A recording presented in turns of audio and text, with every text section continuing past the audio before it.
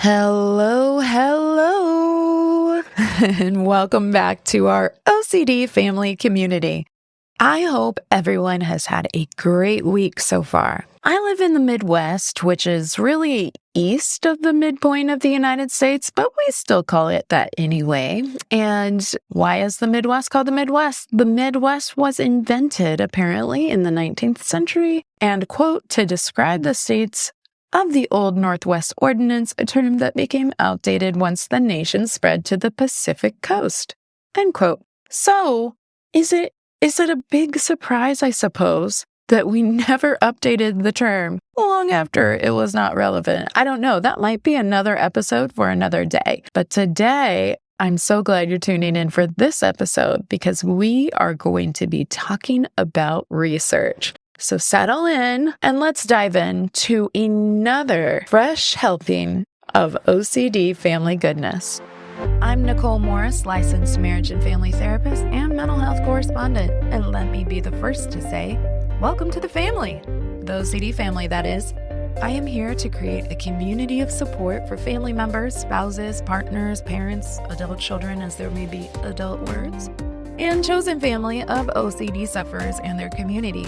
I've had over 22 years of experience in the mental health field, but please note that this information does not qualify or substitute as a diagnostic evaluation, therapy, or treatment, and it is presented on an as-is basis.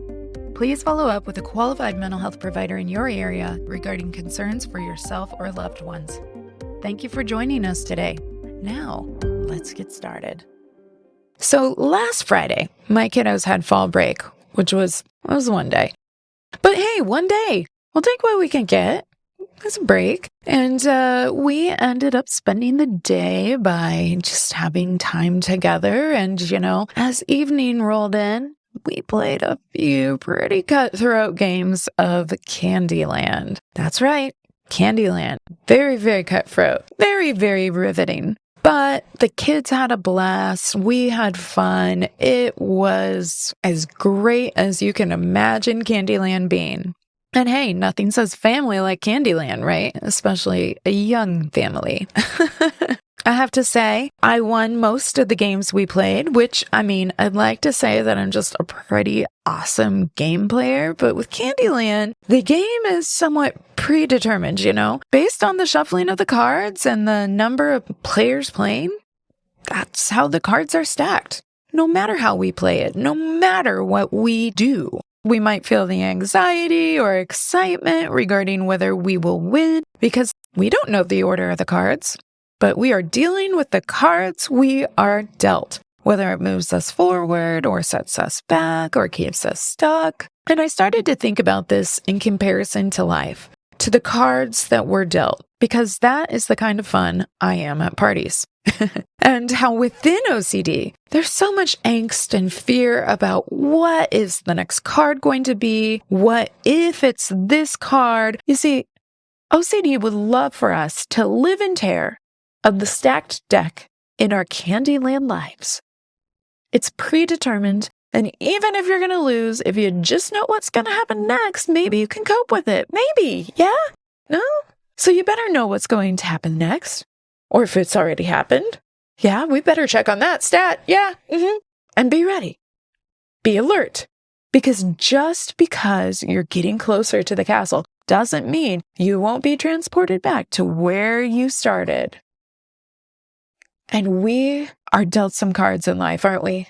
Whether we like it or not, we have biological cards that predisposition or raise our risk factors for certain outcomes. We have family cards that we are born into, which can provide immense obstacles or great advantages and privilege. We have these unique, individual, amazingly creative brains that help man to be able to walk on the moon, develop life-saving treatments, medical procedures, even creating the interwebs.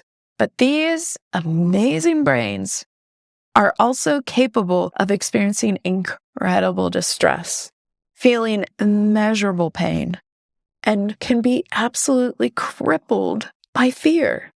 The good news is no matter how many players there are in life and no matter what cards we already have in our decks, we aren't defined by the cards in our life. There is no sure thing.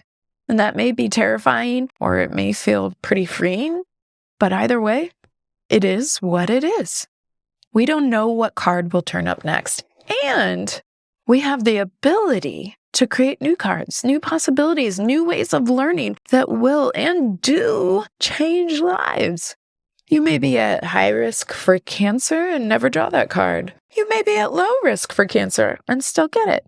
But whether that card is in our deck or not, no amount of practice, shuffling, or checking will improve our ability to know. And unlike Candyland, the outcome isn't fixed from the start. These new cards, the addition of some new players and or losses of some others, they do impact our present, right here, right now. Because at the end of the day, we can create new cards. And we could also fall back to a pepperminty forest with a weird-looking elf. But we can keep playing. And so, to segue this in a completely natural way, right? Yeah. We are talking with Dr. Eric Storch today, and we are going to be talking about some of these cards in our Candyland life that can make such a profound difference in how we live, how we play, and how we keep moving toward our values of getting to our castles, and that is with research. Research is super important, as you've heard me and a lot of our guests discuss the importance of evidence-based practices. But how can we make sense of it? How can we apply it? And what do we do to support it? Because again, in this Candyland life, we can help create new cards, new strategies. It's not just some lab somewhere creating cards for us. It's everyday people bravely saying, hey, we struggle too. And they're stepping up or into research, and we have better cards for it. Also, I'd like to note that Eric has been a mentor and a guide for me in my own OCD training as he co-chairs the Behavioral Therapy Training Institute through the International OCD Foundation. And I have to say, for an esteemed researcher so deeply involved in groundbreaking and wave-making research in our field, he's also just a really humble and pretty entertaining guy.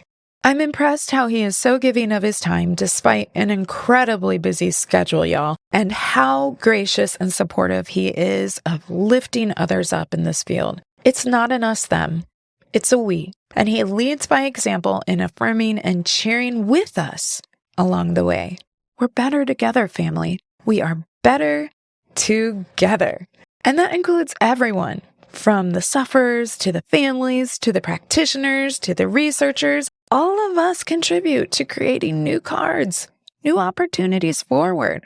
All of us experience setbacks or sticky moments from time to time, but we are better together. And in time, we can all make it to our own castles. So let's talk with Eric a bit about his journey and how he found himself involved with OCD research. We'll talk a bit more about his background, and then we're going to just talk about some different studies and how they impact us as a community. So, are you ready? Let's get to it. So, Eric, you're the professor and vice chair of psychiatry and behavioral sciences at Baylor College of Medicine, the vice chair of psychology as well at Baylor College of Medicine, and the head of psychology. You were just like hitting it out of the park over there. Yeah. You have too many publications to count at this point, which is a good problem to have, especially for us because we can always use more research, more understanding on what's happening. But not only do you publish in scientific journals, you've also edited and co-edited many books. You do a lot of presentations with IOCDF. You do presentations with ABCT. Mm-hmm. So you're also a member of International OCD Foundation, Association for Behavioral and Cognitive Therapies, Anxiety and Depression Association of America. I mean, you're a busy guy and doing lots of different research. And what I thought we could talk about today is breaking down some of that research so that we, as the support community, as loved ones for OCD sufferers, can just gain more information on how to help and support our loved ones. So thank you so much for coming on today, Eric. I really appreciate you being here. Yeah, no, completely my pleasure. And thanks for making me sound like such a nerd. I promise, at least touch bit cooler than that description. Well, Erica's fun times and no pressure. It's on. It's on. Okay. So what I would like to ask first is, so you got your Ph.D. with Columbia University. It looks like you maybe went to Florida after that, your license in Florida and Texas. And so what brought you originally into the OCD field? Were you working on that for like your dissert, or what brought you into the wonderful world of OCD and related disorders?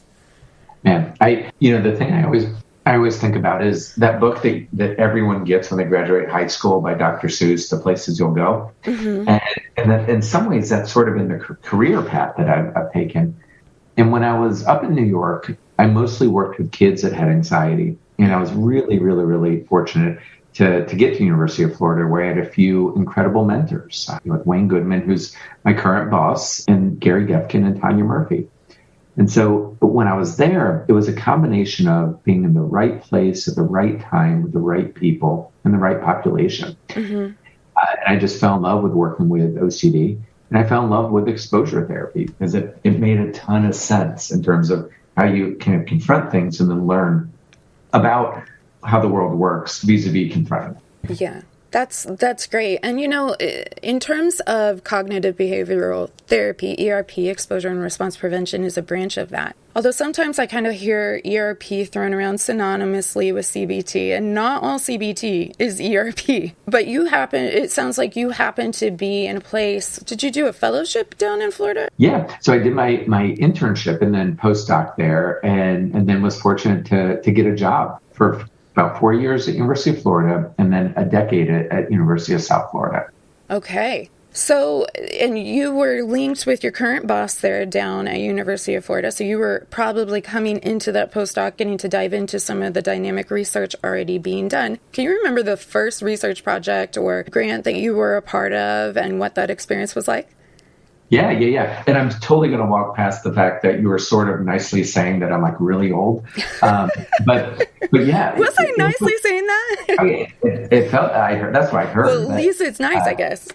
Well, it's something true as well. No. But, we did a couple studies that were really focused on cognitive behavioral therapy with exposure response prevention. Mm-hmm.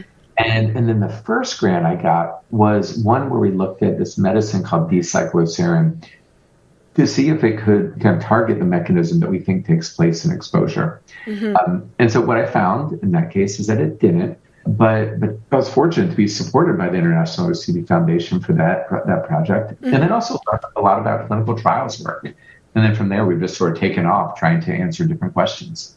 Yeah. So clinical trials is kind of an elusive kind of concept, I think, for some people. If they watch ads or stream things nowadays, the ads have gotten really tricky. You're like, I don't want to pay for cable. I don't have to watch a commercial, and it's everywhere. But people will hear about clinical trials mentioned in different pharmaceutical commercials. If you live in California, you probably get 8,000 props pitched for voting on different pharmaceuticals. That might be my bias from living there. And, I think that in theory, at face value, people kind of can understand or appreciate clinical trials as you're trying this out on people or you're sampling with groups. But can you talk about the importance of clinical trials in terms of supporting evidence-based? Because I think now with the reach of social media and the platform, everybody in a way can have their own platform. Sometimes there's a lot of information out there, but it's not necessarily evidence-based. It's not necessarily backed or supported or showing significant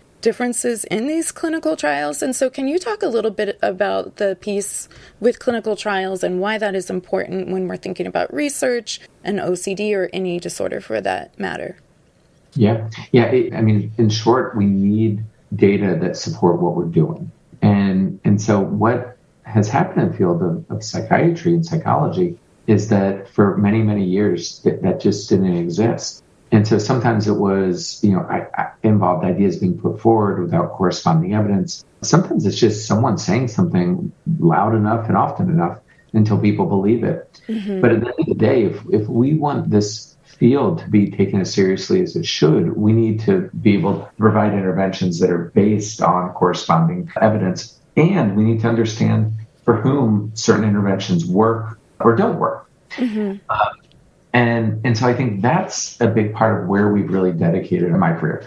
When I started, there was a lot of evidence for different medications. Mm-hmm. There was new evidence on exposure therapy for adults with OCD, but not much at all on kids. And when I look back right now, there's this element of pride, actually, that most of the questions that we needed to answer, we have answered.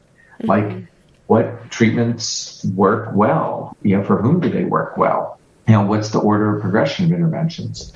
And then we've been fortunate that some of the other kind of outstanding questions that remain, like the real big ones, we're in the process of answering.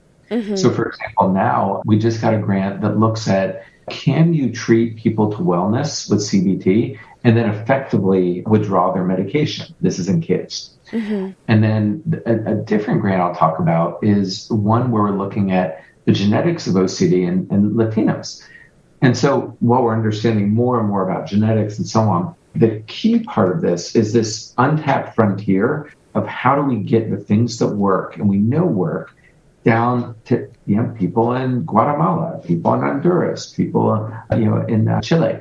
And so that's a big part of this other project, is that dissemination piece. Yeah. So the first grant that you were talking about, actually, you were awarded a Breakthrough Award at the 27th IOCDF conference in Denver just this past summer. And that would be the CBT augmentation to promote medication discontinuation in pediatric OCD, right? That's it. The casual term for it. And so I think this is definitely one I wanted to touch base on, because there is research showing that medication alone is not as effective as ERP in the treatment of OCD, but the combination also can be successful. And I think there is a fear, especially since SSRIs that are typically prescribed end up going to high dosage amounts, and we're looking at pediatrics. Parents have concerns about their kiddos being on medication. Is this going to have to be forever? Could it be altering their brain chemistry, or could it be,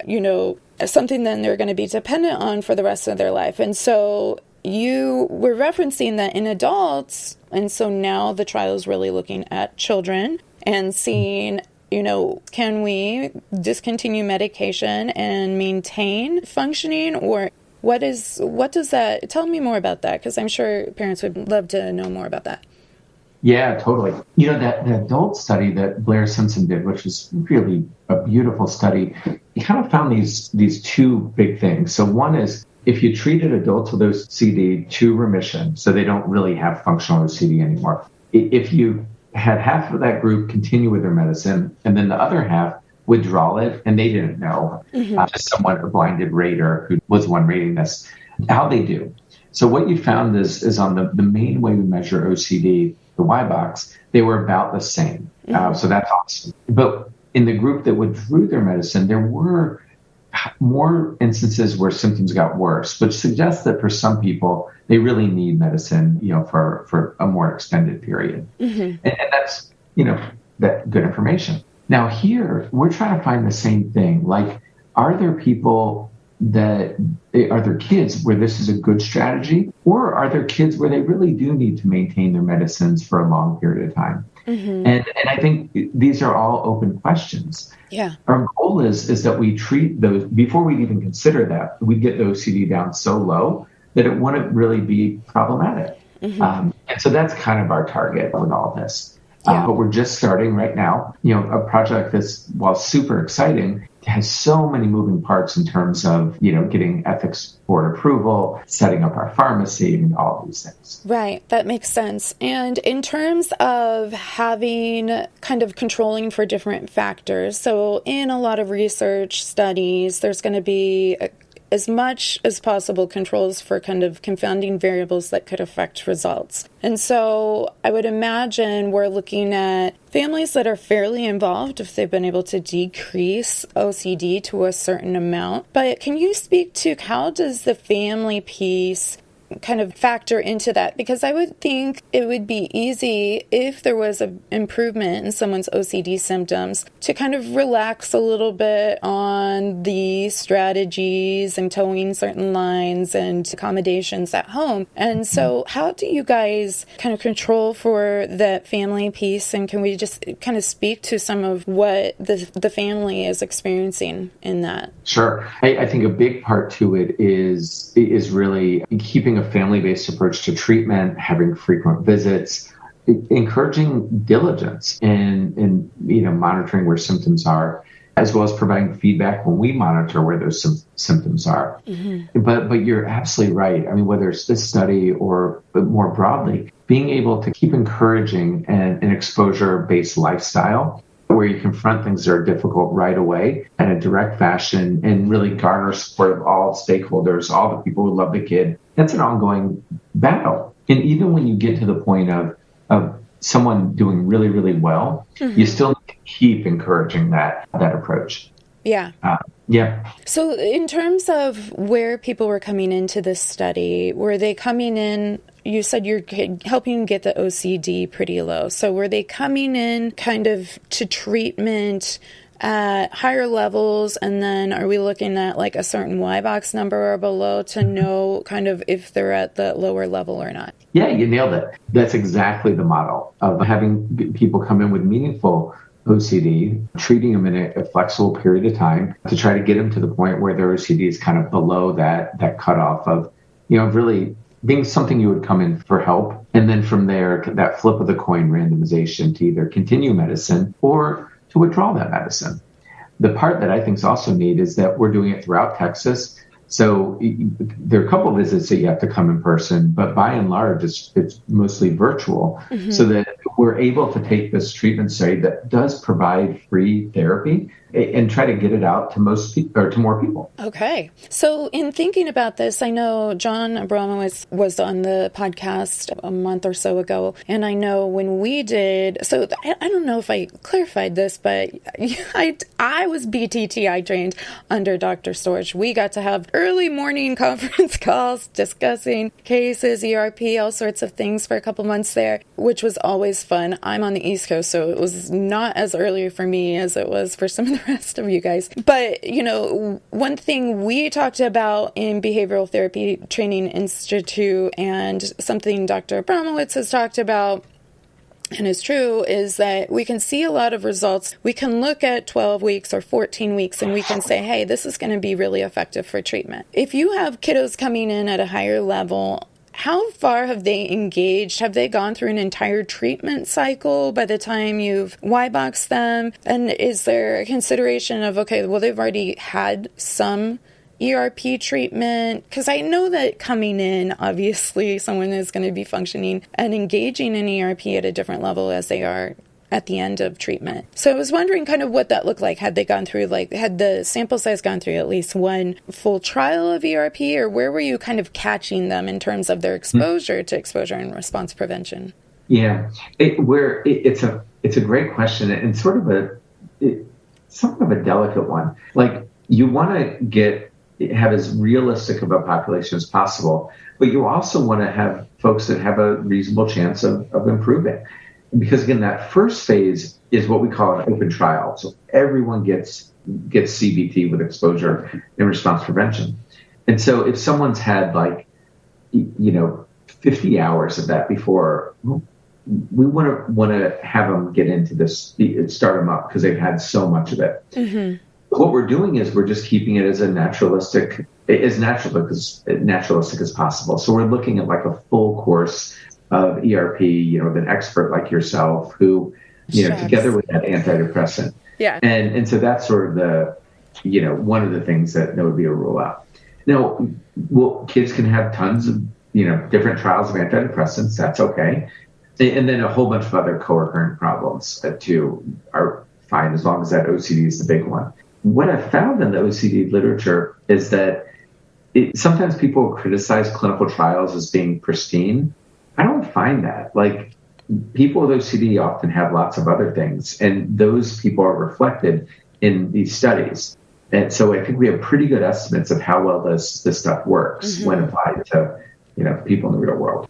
Yeah, there are a lot of comorbidities and, anxiety or the anxious distress people have. I mean, I think that's thought of commonly, but depression, eating disorder, Tourette's, ADHD, ASD, we could espouse quite a list here of different co-occurring things and disorders that can happen in tandem with OCD. And I think that's a really good point. Another kind of question just popped up for me. I know depending on the severity that the sufferer has had at a certain point, maybe they have had to max out an SSRI and have gone into augmentation with a second generation antipsychotic. Do you guys was anybody in the study at that level on like an SGA? Because I know that sometimes, depending on the SGA, as I've learned from some of the amazing OCD psychiatrists in this field, that can exacerbate the OC symptoms. And so I would imagine coming off that medication would certainly be helpful, but I would imagine too, by the time they're coming into the study, if they had a history, that would have been long gone. Yeah. Another great point again. So people can have different histories of medicines, and that's fine. But here we really want to isolate it. So if someone, let's say, was on an antidepressant and an atypical antipsychotic, that would rule them out of this study, because then we'd be toying around with not just one medicine, but two medicines and the potential interaction between those medicines. Now, there are a few examples of where we'd keep someone in, like if they were on an ADHD medicine, we'd keep them stable on that, for example. Yeah. But those things are kind of some of the complicating factors within a study of this sort. Yeah. Well, it's fascinating, and I think it's going to be really exciting to follow along and see what the outcomes are, because I think there's a lot of buy-in for sure of parents wanting to be able to get their kiddos off of medication if it's going to be safe, but they also don't want to drive up the hell of the obsessions and the compulsions. So yeah, it's going to be really important to see what comes of that. Yeah, absolutely. I am up to, and we'll keep you posted. Excellent. You were referencing in the other research study, which I believe was your Latin American Trans Ancestry Initiative for OCD Genomics. Yeah. I mean, just some light reading I was going over. Actually, I have a funny story. So your colleague, we have a professional cohort group on social media where she was kind of giving a little reminder pitch about the Latino study because you don't have social media. And someone had said, well, Eric should get on here and create a social media. Where is he at? And I believe the comment was floated out that you would rather have a stroke than create a social media account, most likely. And so it's funny. I mean, you're a busy person. You're doing all this research, but it's kind of novel that you're not on social media. Yeah, it feels like work, and I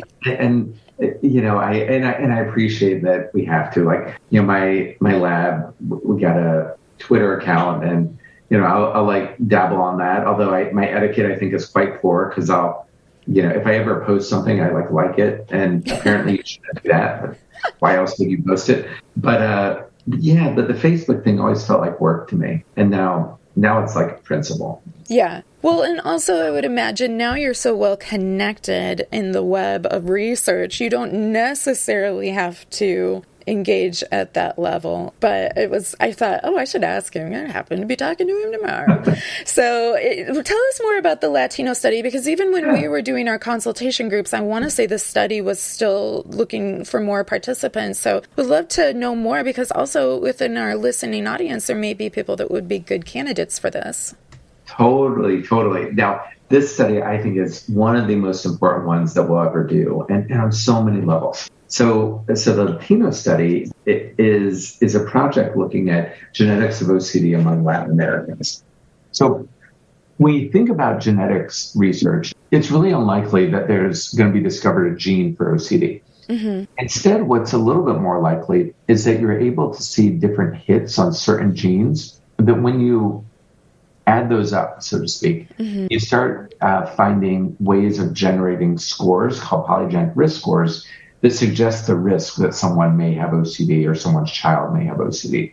Now, to date, there's been a lot of really excellent work in kind of selecting biological samples among people with OCD, but 95% of those are among European Caucasians.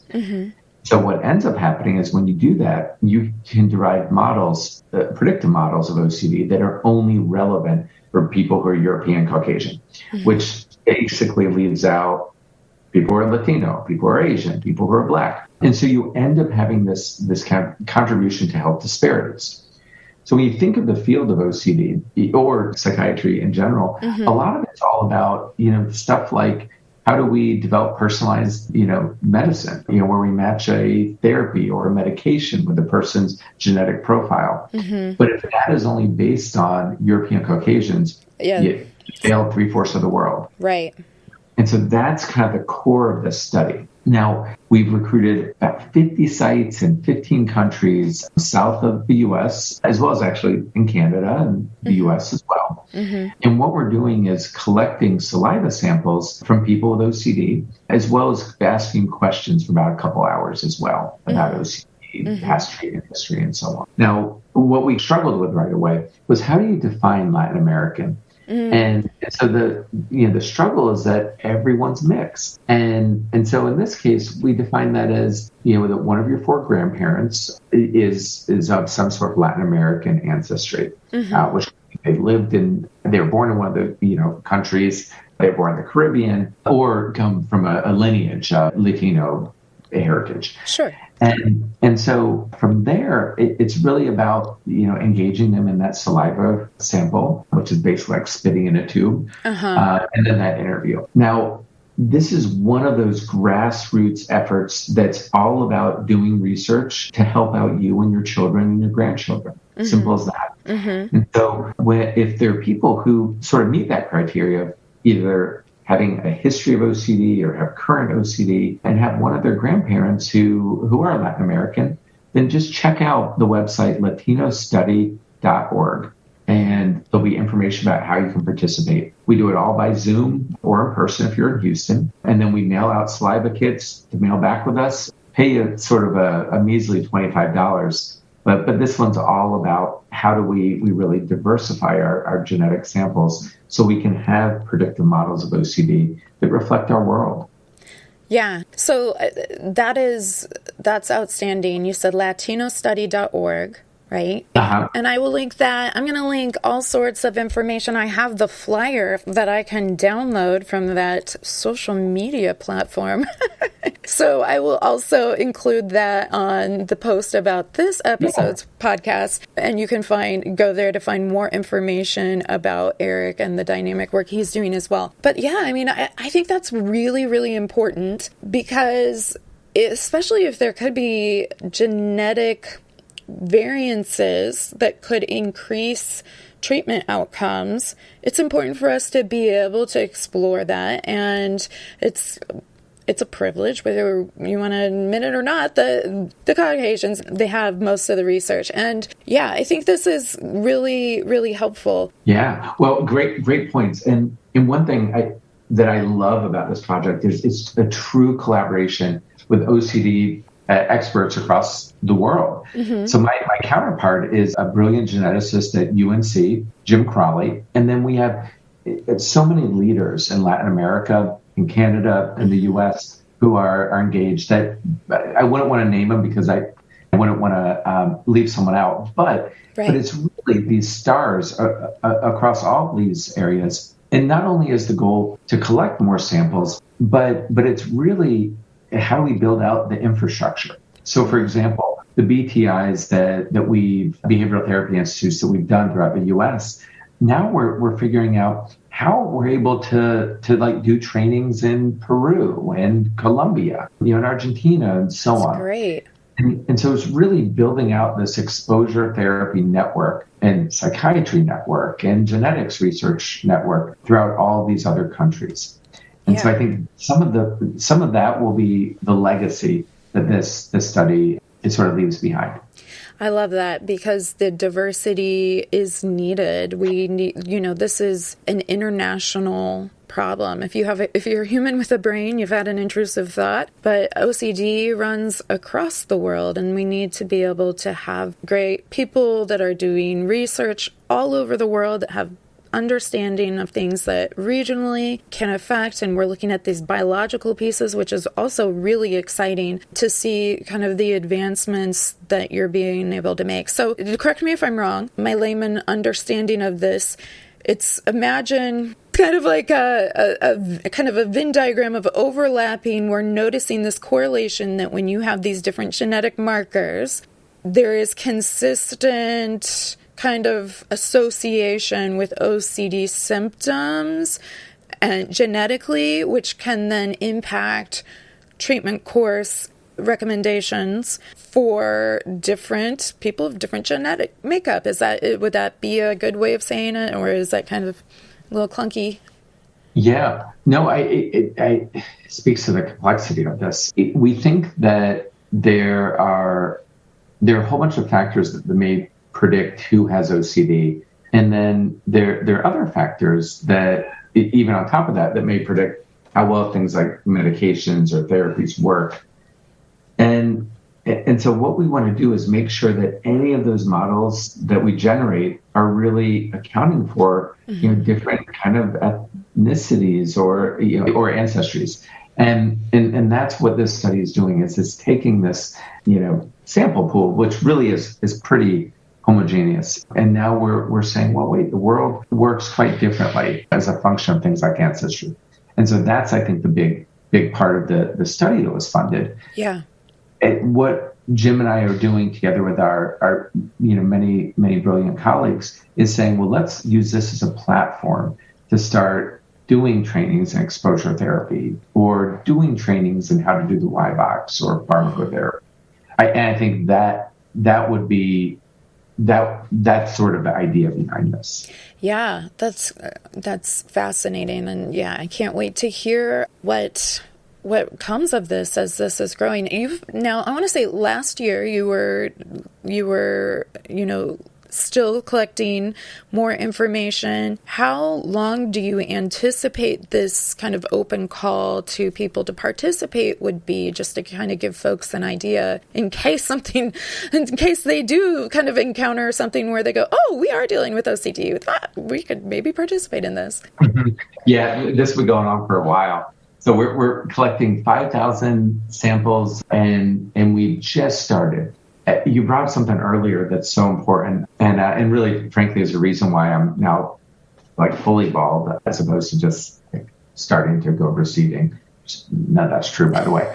But like the paperwork for this study is amazingly painful, and so we've had a bunch of folks working so diligently on our team and Jim's team moving through this, as well as across all the sites. Now, one of our close partners is Carol Cappy and Yuri Miguel in Sao Paulo.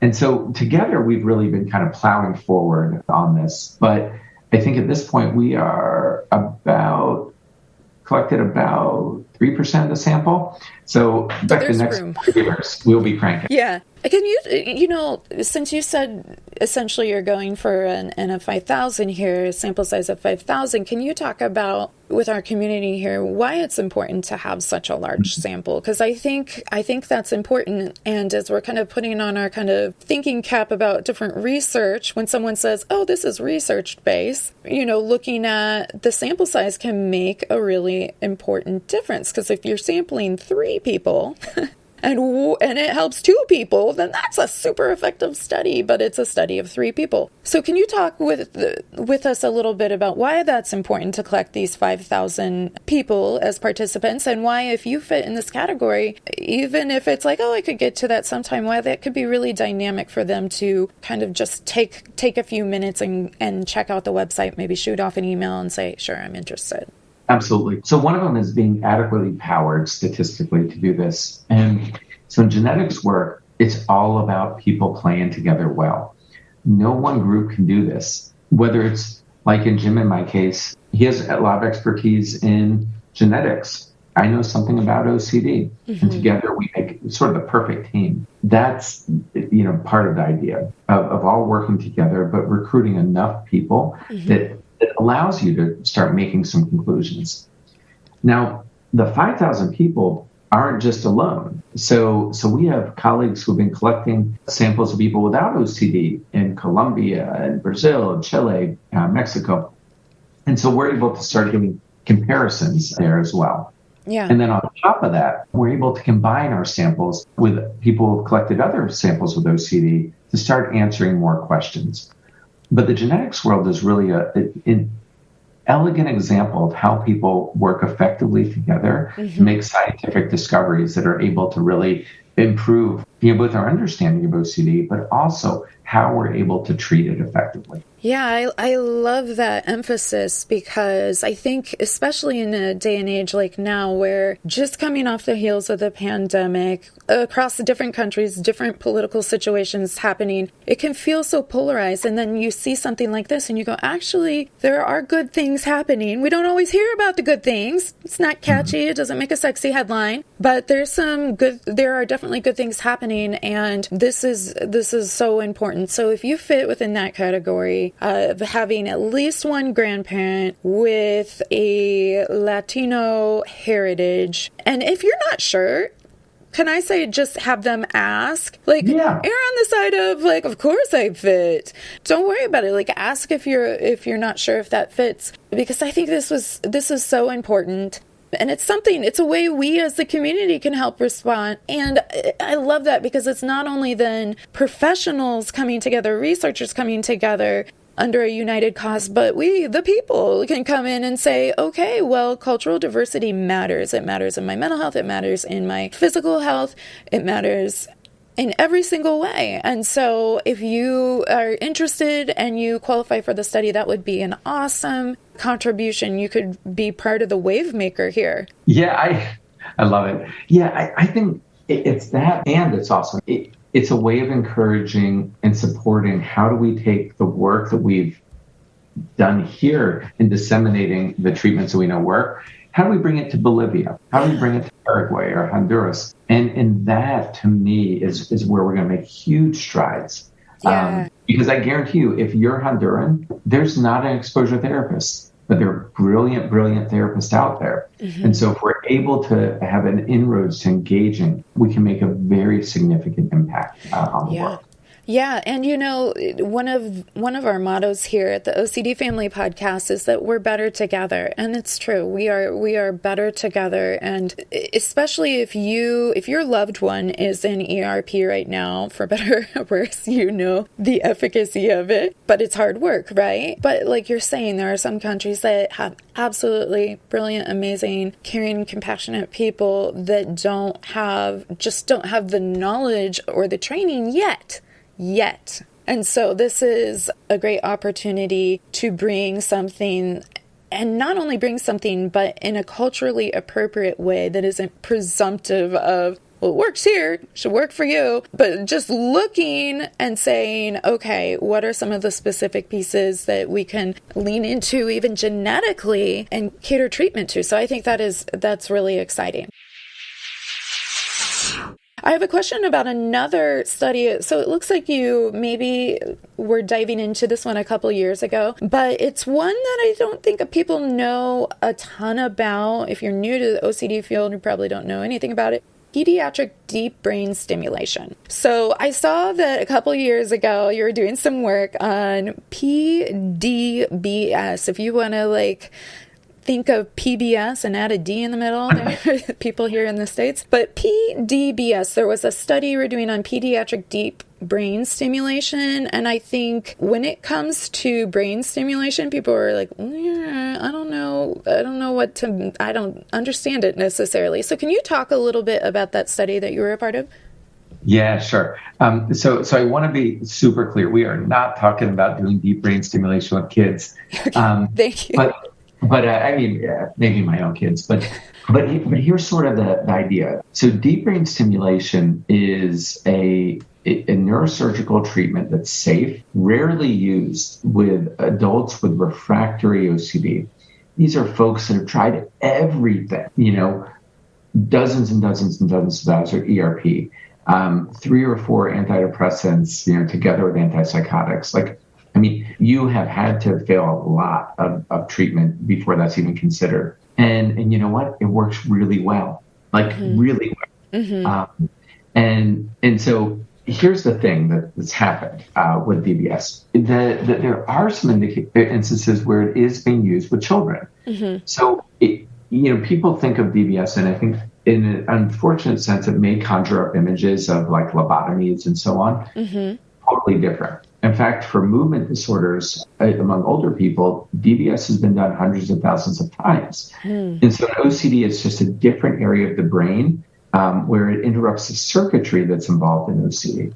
Now, as this has become more and more regularly used among adults, there have been instances where its application has been examined in kids. Mm-hmm. And so not with OCD, but teenagers with Tourette's syndrome, or kids, even young kids with dystonia. And so there have been some pretty positive effects. But what we wanted to do was sort of understand the ethical issues associated with deep brain stimulation in kids, whether it was for dystonia, like where it's being done, or the potential that it could be used in a neuropsychiatric condition at some point. Not that it is or can be, but maybe one day it could be. And so that's the whole purpose of this study, is understanding people's perceptions and thoughts and concerns and potential benefits of doing this procedure. Yeah, I think it's definitely something that a lot of people don't understand, and they think of kind of horror stories or, film kind of adaptations where they might show something where there's kind of some kind of shock therapy happening of some sort. And the media just always nails it in terms of therapies and what we do in the field ethically. It's like, reading a page out of the journal, but it's important to kind of understand, because you can hear it out there if you're Googling, because, everybody feels better after Googling a condition. You Google OCD and you can see things like that. And so it's good that it's being explored, especially in terms of perception. I think perception is a huge piece to understand. And, there was another study too that I was seeing that you were running during COVID, talking about the perception that clinicians were experiencing with doing ERP over telehealth, video sessions, and all of that. And I know that there's definitely families listening, or partners of loved ones that have been doing ERP via telehealth. And so that research study, I want to say, kind of started maybe last year in 2021, or it may have springboarded long before that, but put into motion. And so we were talking a little bit before we started recording just about kind of some of the pros and cons of Zoom in terms of trainings and whatnot. But what have you guys found, or is it a little too early to tell in terms of the research study on perception of trying to do ERP via telehealth? And also, did you collect feedback from families as well? Yeah. So this project was just among clinicians, and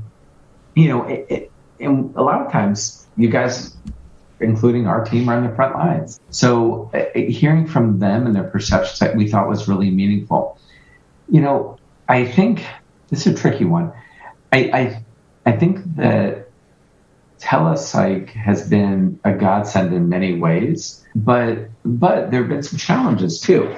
So there are plenty of people where it's really not a good fit. A kid with ADHD, someone with substance, someone who's pretty suicidal. And so, there are definitely instances where it's not good, not as helpful. Now, on the other hand, boy, there are a lot of moments where it's fantastic. Like, Texas has these incredible urban centers, but a lot of space in between them. And so being able to help someone who lives, in a rural community is terrific. Or Houston's known for good food, and a lot of traffic. And being able to avoid that is also something really, really helpful as well. Right.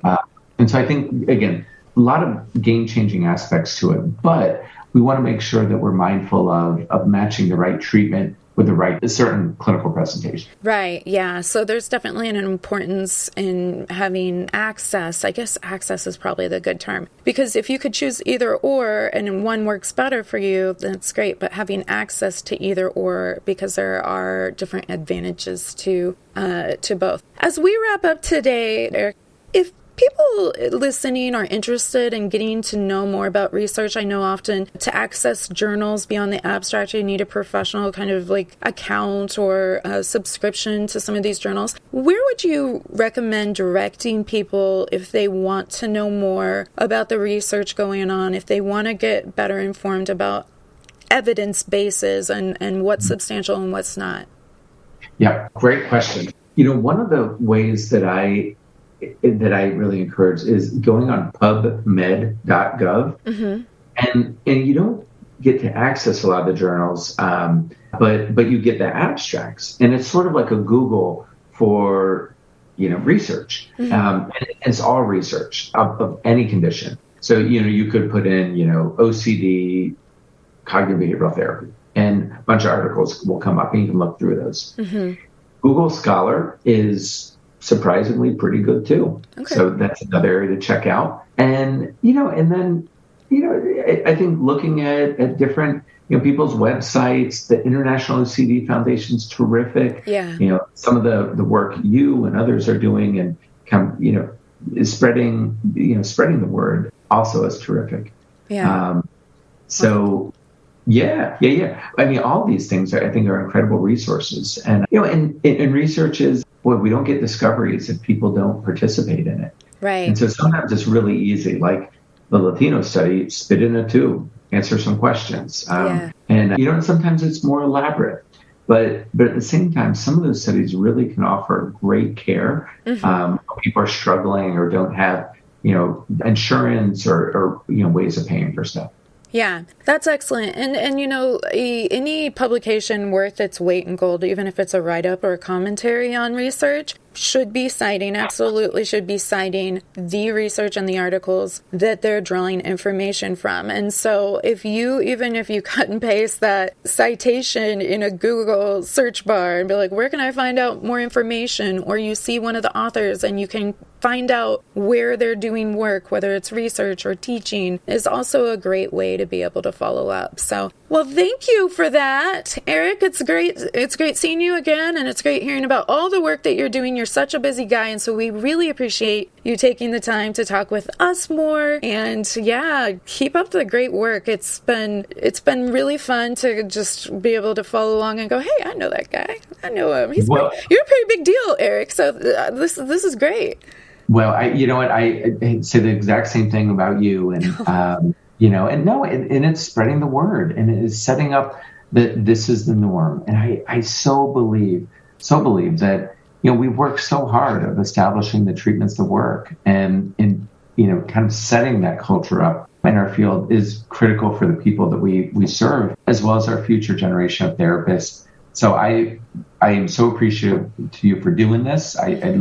Great to see you. It's great to talk to you. And we'll look forward to, 2023 in San Francisco. Oh, man. I can't wait. I love NorCal. I love SF. So that's going to be great. Well, thank you. And really appreciate it, Eric. Thanks again. I really appreciate it.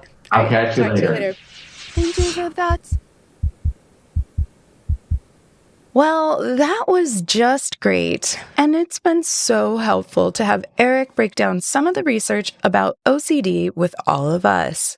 And these studies are so important, and they address some important questions that bubble up for us. If my loved one goes on medication, will they need to stay on it long term? Sometimes no. But sometimes, based on that person's brain chemistry and research, yes. And what does that mean?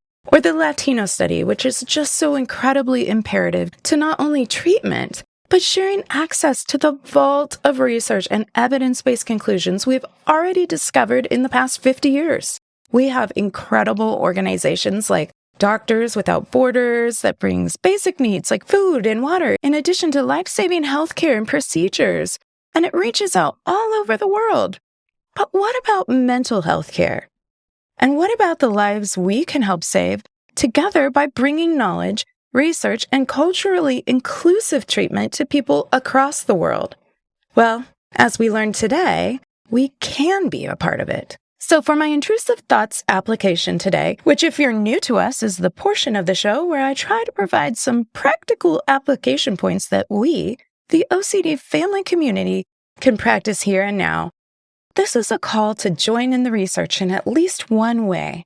You can help us all learn more about our Candyland cards that are already in our biological genetic deck, and you can help create new cards, new resources for a world aching for hope. We're better together. So if you have at least one grandparent of Latino heritage, please head on over to latinostudy.org. You don't have to have an official diagnosis of OCD, just past or present presentations of OCD symptoms, and one grandparent of Latino heritage.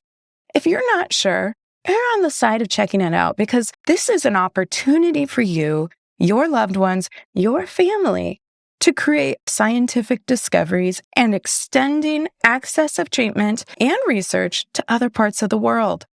Also, Eric shared about great resources like PubMed.gov and Google Scholar. You can search for research on any condition, including OCD. And it's a great opportunity to learn more about what the research is, what's worked reliably for some of our loved ones, and what's outdated. Just like the term Midwest. Oh yeah, full circle moment. I love that for us. Full circle. If you are a clinician, behavioral aid, or a student, check out ERP and what other evidence-based practices are helping or hurting. And do you just want to go to a place where we can break down the articles and the abstracts from the source, from the research, and trust that it's not being injected with personal biases? Well, then you're in luck because you can go to iocdf.org. The International OCD Foundation features a ton of resources from evidence-based research that is packaged in, shall we say, easier to digest portions? But you can trust that the information is coming from the research, and that is very important. And as long as we're talking about research and clinical trials, Eric referenced something toward the end here that I think is worth revisiting. Different clinical trials have different levels of involvement. So for the Latino study, for example, it's answering some questions and spitting in a cup. But for other studies, like the medication discontinuation study, and so many more, participants are getting access to evidence-based treatments, which often can be pricey, may or may not be covered by your insurance, or may not even be readily available where you live. And so it bears repeating. Getting involved in clinical trials and participating is truly the teamwork that makes the dream work. So if you want to learn more about clinical trials and specific clinical trials related to OCD research at that, check out clinicaltrials.gov. That's clinicaltrials.gov and search for the keyword OCD. You can see what's on the docket, what's in process, or even completed in terms of clinical trials. And for our OCD fam outside the US, I would still invite you to check it out.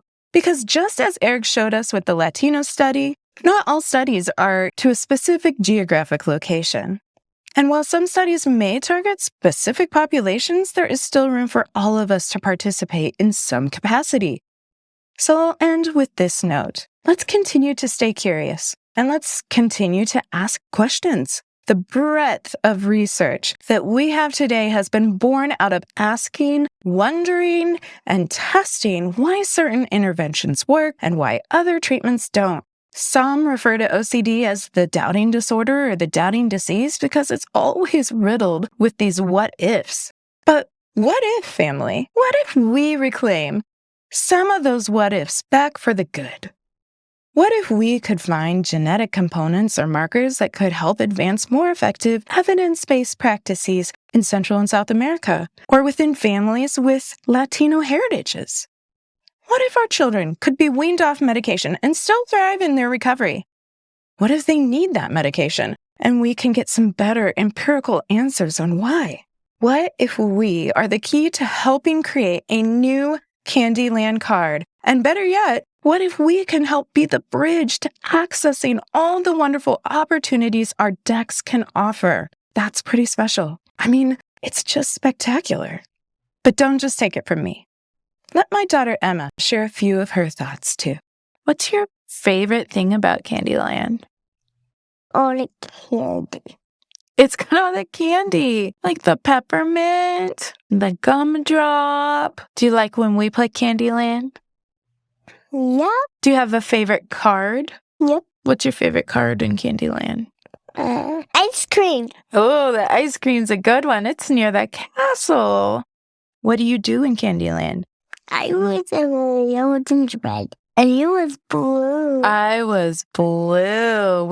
And where were you trying to go? The castle. And what's at the castle? Looks like it have a cane in it. That's so cool. That is cool. Do you like when we play Candyland? Yep. Candyland is a good game. Can we all play together? Yeah, because it's better when we play together. Yeah, it is, isn't it? Have a great week, family, and I'll be looking forward to meeting again soon. Thank you for joining me and our OCD family community.